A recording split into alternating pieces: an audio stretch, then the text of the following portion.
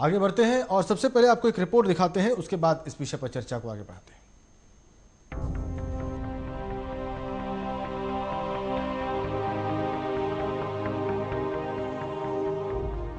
पानी हमारे लिए अनमोल है, इसलिए आज से पानी के बचत के बारे में सोचना लाजमी हो जाता है। आइए आपको बताते हैं कि कैसे आने वाले इस भीषण संकट से बचा जा सकता है। आदतों में बदलाव। तेजी से हो रहे शहरीकरण, बदलते लाइफस्टाइल व पानी के प्रति हमारी लापरवाही के कारण पानी के स्रोत लगातार कम होते जा रहे हैं। नदियां नालों में बदल चुकी हैं, झरने सूख गए हैं।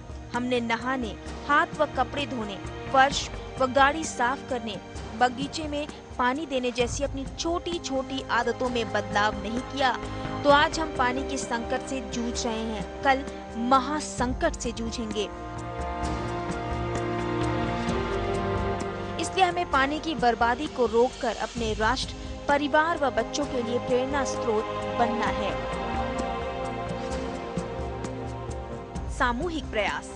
जल संकट के मुख्य कारण अंधाधुंध जल दोहन, प्रकृति से छेड़छाड़ व सरकार की गलत नीतियां हैं। प्रत्येक नागरिक को व्यक्तिगत स्तर पर पानी का दुरुपयोग न कर बचत भी करनी चाहिए। पर्यावरण संरक्षण पर सरकारी कदम के साथ साथ व्यक्तियों को भी पेड़ लगाने जैसे कदम उठाने चाहिए। सरकार को नदियों के जल को बेकार ही समुद्र में नहीं जाने देना चाहिए। नदियों को तो आपस में जोड़ना ही पड़ेगा। शहरों में पक्के फर्श, नालियां बनाई जा रही हैं। पानी का भूमि में प्रवेश कैसे होगा? आदमी जल के महत्व को कमतर आंकते हुए पानी की फिजूल खर्ची शाही अंदाज में करता है, जिससे गंभीर जल संकट पैदा हो गया है। पर्यावरण से ही पानी का स्रोत बच सकता है। अंधाधुंध पेड़ कटाई रोककर हमें अधिक से अधिक पेड़ पौधों को लगाना चाहिए, जिससे बारिश ज्यादा हो। हर नागरिक के जल संरक्षण नैतिक जिम्मेदारी है। जल को जीवन मानते हुए आवश्यकता अनुसार ही इस्तेमाल करें। सबको मिलकर भगीरथ प्रयास करने ही होंगे। सुदर्शन न्यूज के लिए आलोक झा, दिल्ली।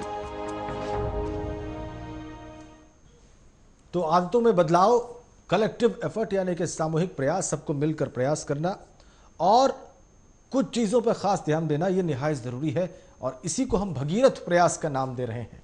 अगर आलोक बात की जाए इस भगीरथ प्रयास में शामिल होने वाले लोगों की, तो वो तभी मुमकिन हो पाएगा जब हम जागरूकता अभियान चलाएंगे और लोगों को ये बता पाने में कामयाब होंगे कि जल संकट कितना बड़ा संकट है। क्या सच में देश में मीठे जल के स्रोत कम हो रहे हैं? क्या सच में हम और आप जो जल इस्तेमाल कर रहे हैं, जिस तरीके से इस्तेमाल कर रहे हैं, उन आदतों को बदल देना होगा? इसके लिए क्या जो जागरूकता अभियान चलाए जाने चाहिए, क्या उसकी कोई भी ठोस योजना सरकार के या सामाजिक संगठनों के पास है जो इस दिशा में कार्य कर रहे हैं? जी बिल्कुल। अगर मैं सरकार की योजना की बात करूं तो अभी तक कोई ऐसा प्रयास दिखा नहीं है सरकार में जिसे कहा जाए कि सरकार ठोस रूप से अब इस दिशा में काम कर रही है। अभी तक जो लोगों में अवेयरनेस है वो लोगों की खुद की समझ है, खुद का सोच है, लेकिन सरकार के तरफ से बस जब भी वाटर डे आता है, कल है वाटर डे, आप देखेंगे कि बस न्यूज़पेपर जो है वो दिल्ली सरकार और भारत सरकार के ऐड से भरे हुए होंगे। लेकिन जैसे ही ये 22 अप्रैल का ये दिन चला जाएगा, फिर उसके बाद सरकार फिर उसी कुंभकर्ण की निद्रा में सो जाएगी। इस पे जो एफर्ट होना चाहिए, क्योंकि बिना जल के तो हम जीवन की कल्पना कर ही नहीं सकते। जल ही ऐसा है जो हम जो सभी वर्गों में, इवन जो भी अमीर हो, गरीब हो, कुछ भी हो, जल की जरूरत सबको होती है। तो निश्चित तौर पर अब सरकार को जागरूक करना पड़ेगा लोगों को। और ये जो अवेयरनेस हम देख रहे हैं, ये कुछ तो मीडिया के बदौलत और कुछ जो है लोगों की अपनी समझ है। जैसा हमारे गेस्ट भी आए थे जो संस्था से थे, एनजीओ से थे, वो लोगों को इस दिशा में, वैसी संस्थाएं भी हैं एनजीओ, लेकिन ये काफ़ी छोटे स्तर पे है। जबकि ये जो संकट है अब ये संकट बड़ा होने वाला है और जैसे जैसे समय गुजरता जाएगा ये इसका भयावह रूप देखने को मिलेगा। तो अब से जो है ये जागरूकता होनी चाहिए और उसके बाद जो सुदर्शन न्यूज़ की ये मुहिम चली थी, निश्चित तौर पर ये लोगों को समझाने में और ये जो अवेयरनेस है लोगों में एक अच्छा प्रभाव डालेगी। और मैं आपको बता दूं कि जब इस प्रोग्राम को जो दर्शक हैं उन्होंने वो फ़ोन करते हैं और अभी तक लाखों कॉल्स रिसीव हुए हैं जो ये समझना चाहते हैं, जानना चाहते हैं और लोगों को बताना चाहते हैं कि देखो जल हमारे लिए, वाटर जो है ये कितना इम्पोर्टेंट रखता है हमारे लाइफ में। और निश्चित तौर पर जो पहल हमने की है, जाहिर सी बात है असर जरूर दिखेगा। देव, बिल्कुल इसको असर दिखाना ही होगा। और इससे पहले कि हम आगे बढ़ें, आप ही एक रिपोर्ट और दिखाते हैं दर्शकों को, और ये इस आज के अभियान की और आज के कार्यक्रम की आखिरी रिपोर्ट है आपके सामने।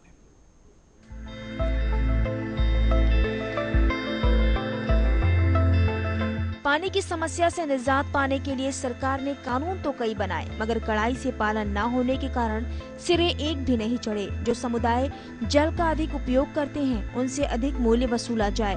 ऐसे में जल के बुद्धिमत्ता के उपयोग की धारणा को बल मिलेगा। जीवन की इस अमूल्य निधि को अपने स्तर पर ही बचाएं। आम आदमी को जागरूक करें। जल संरक्षण, जीवन संरक्षण की धारणा को अपनाते हुए जल बचाओ जीवन बचाओ की नीति पर चले। अधिक से अधिक पेड़ लगाएं, क्योंकि पेड़ वर्षा लाने में सहायक होते हैं। कड़े कानून बने। प्राकृतिक संसाधनों का जिस तरह से अंधाधुंध दोहन कर रहे हैं, तो वो दिन दूर नहीं जब हमारी आने वाली पीढ़ियां पानी के लिए तरसती रह जाएंगी। हम सब कुछ जानते हुए भी जल एवं अन्य प्राकृतिक संसाधनों को बचाने के लिए कुछ ठोस कदम नहीं उठा पा रहे। जल संरक्षण के लिए आज सरकार एवं जनता के बीच तालमेल की आवश्यकता है। जल को बचाने के लिए स्वयंसेवी संस्थाओं एवं सरकार को पहल करते हुए आमजन को जागरूक करने की आवश्यकता है। पौधारोपण जरूरी। जनता की असावधानी, जल के दुरुपयोग तथा वृक्षों के अंधाधुंध कटने के कारण जल संकट उत्पन्न हो रहा है। पानी को कार्य धोने आदि के कार्यों में नहीं लाना चाहिए। वर्षा के पानी को इकट्ठा करने के लिए ग्रामों में जलाशय बनाने होंगे। सड़कों की सफाई के लिए पानी का प्रयोग बंद करना होगा। अधिक से अधिक वृक्ष लगाकर भी पृथ्वी के जलस्तर को गिरने से बचा सकते हैं। साथ ही पृथ्वी के तापमान को भी संतुलित रखकर समय समय पर वर्षा के लिए प्रकृति को प्रभावित कर सकते हैं। इस तरह से हम जल को बचाकर अपने जीवन को संरक्षण दे सकते हैं।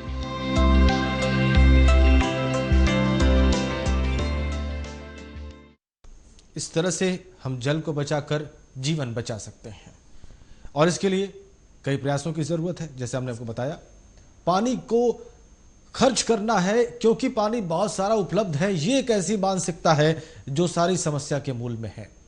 हमने आपने अक्सर तमाम ऐसे काम किए होंगे जिसमें हमने कतई ख्याल नहीं रखा होगा कि पानी हम इस्तेमाल कर रहे हैं, कितना इस्तेमाल हो रहा है और इससे हम कितने बड़े खतरे में आ सकते हैं। आलोक, कहीं ना कहीं मूल में ये भाव होता है कि पानी तो है ही, इस्तेमाल कर लेते हैं। शायद ये बात बहुत कम लोगों को पता है कि जिस तरीके से, जिस स्तर पे हम पानी इस्तेमाल कर रहे हैं, इसे बैलेंस करने की, कंट्रोल करने की, नियंत्रण में लेने की जरूरत है, ताकि कल को समस्या विकराल ना हो जाए। ये भाव हमें अपने अंदर से मिटाना होगा कि पानी तो बहुत है, देख लिया जाएगा। जी बिल्कुल देव, मैं आपको बता दूं, दिल्ली का आंकड़ा दूंगा मैं। दिल्ली में जो 20% लोग हैं वो पूरे पानी का जितना दिल्ली को मिलता है उसका 60% यूज़ करते हैं।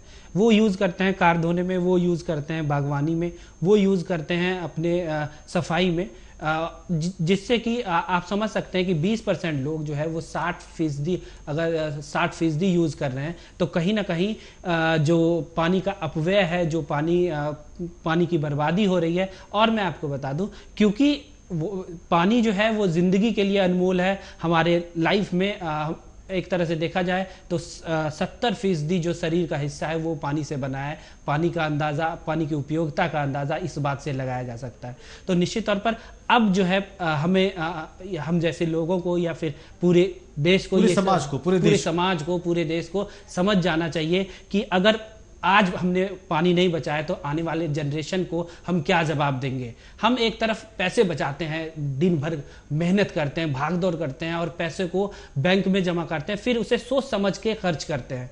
पैसा कमाया जा सकता है, लेकिन अगर एक बार पानी चला गया, पानी की डिफिशियंसी हो गई, पानी कम हो गया, तो फिर इसे रिन्यू करने का हमारे पास कोई साधन नहीं है। तो निश्चित तौर पर जैसे पैसे खर्च करते हैं लोग, अब पानी को भी वैसे ही सोच समझकर खर्च करना होगा, तभी इस मुसीबत से, इस कह सकते हैं, इससे हमें छुटकारा मिल सकता है। देव, बिल्कुल, बहुत धन्यवाद आलोक, आपका बहुत धन्यवाद तमाम रिपोर्ट्स की प्रिपरेशन में, इस कार्यक्रम के निर्माण के लिए आपके योगदान की। इसमें कोई दो राय नहीं कि जब तक हम जल को संपत्ति नहीं मानेंगे, जब तक हम जल को एक निधि नहीं मानेंगे, जब तक हम जल को जीवन का एक अभिन्न हिस्सा नहीं मानेंगे और ये नहीं मानेंगे कि ये भी खर्च हो रहा है और ये भी समाप्त हो रहा है, तब तक हम जल संरक्षण की दिशा में आगे नहीं बढ़ पाएंगे। इसके लिए सबसे ज़रूरी है कि हम और आप ये समझें कि जैसे पेट्रोल कीमती है, जैसे डीजल कीमती है, जैसे पैसे बचाना ज़रूरी है अच्छे जीवन के लिए, अच्छे भविष्य निर्माण के लिए, वैसे ही जल संरक्षण आवश्यक है,